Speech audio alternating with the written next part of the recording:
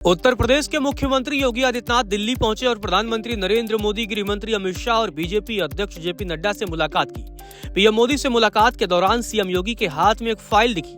आखिर इस फाइल में किसके राज थे जो सीएम योगी पीएम मोदी को दिखाने गए थे? इस रहस्यमयी फाइल की चर्चा अब खूब हो रही है।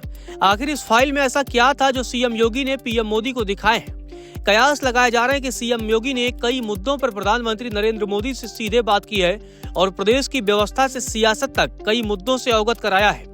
पीएम मोदी और सीएम योगी के मुलाकात के बाद कयासों का दौर भी शुरू हो गया है और जल्द ही बड़े बदलाव भी देखने को मिल सकते हैं। इससे पहले मुख्यमंत्री योगी आदित्यनाथ अचानक दिल्ली पहुंचे और वहां पहुंचते ही बैक टू बैक प्रधानमंत्री नरेंद्र मोदी, फिर तुरंत बाद बीजेपी के राष्ट्रीय अध्यक्ष जेपी नड्डा और गृह मंत्री अमित शाह से एक के बाद एक मुलाकात की। ये तीनों मुलाकातें करीब 3 घंटे तक की रही। इन मुलाकातों में सबसे लंबी बातचीत राष्ट्रीय अध्यक्ष जेपी नड्डा के साथ हुई, जो करीब 1 घंटे तक चली। दिल्ली दौरे पर सीएम योगी ने बाद में जनरल वीके सिंह से भी मुलाकात की। आधिकारिक तौर पर पीएम मोदी से हुई मुलाकात को जेवर एयरपोर्ट के उद्घाटन का निमंत्रण बताया गया है और कहा गया है कि प्रधानमंत्री मोदी ने इसका शिलान्यास किया था और अक्टूबर में इसका उद्घाटन प्रस्तावित है। सीएम योगी ने इन मुलाकातों के बाद एक पोस्ट लिखते हुए इन मुलाकात के लिए अपने शीर्ष नेतृत्व का धन्यवाद दिया और मार्गदर्शन के लिए आभार जताया। यह मुलाकात एक शिष्टाचार मुलाकात मानी जाती अगर इन मुलाकातों के पहले दोनों डिप्टी सीएम से शीर्ष नेतृत्व की अलग अलग मुलाकात नहीं हुई होती। माना जा रहा है कि इस मुलाकात में बहुत कुछ है, क्योंकि इन 3 घंटे की मुलाकात के 3 अहम पक्ष हैं। यूपी में बीजेपी का नया प्रदेश अध्यक्ष तय होना है। इसके अलावा व्यापक मंत्रिमंडल फेरबदल भी है। साथ ही कई मंत्रियों के कामों की समीक्षा और प्रशासनिक फेरबदल प्रस्तावित हो सकते हैं। यह बदलाव कब होंगे, फिलहाल इस बारे में कुछ भी कहना मुश्किल है, लेकिन माना जा रहा है कि जल्द ही प्रदेश अध्यक्ष के चुनाव के बाद तुरंत ढेरों बदलाव होंगे।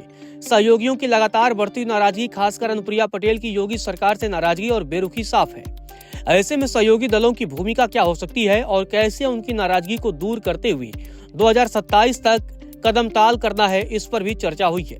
ऐसा माना जा रहा है सिर्फ अनुप्रिया पटेल ही नहीं, कई विधायक भी खुलकर अपनी नाराजगी जता चुके हैं। कई मंत्री भी अफसरशाही को लेकर अपनी व्यथा व्यक्त कर चुके हैं। हाल के दिनों में नंदगोपाल नंदी, संजय निषाद और आशीष पटेल जैसे मंत्री मीडिया में सार्वजनिक तौर पर बयानबाजी कर रहे हैं।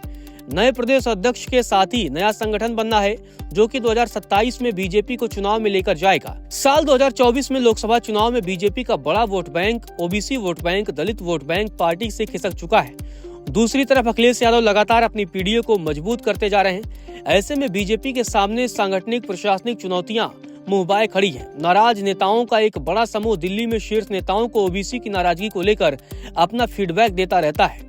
बीजेपी के राष्ट्रीय अध्यक्ष के तुरंत बाद उत्तर प्रदेश का भी अध्यक्ष का चुनाव होना है। ऐसे में जिन नामों की चर्चा इस वक्त चल रही है, उसे लेकर भी मुख्यमंत्री योगी की बात हुई होगी।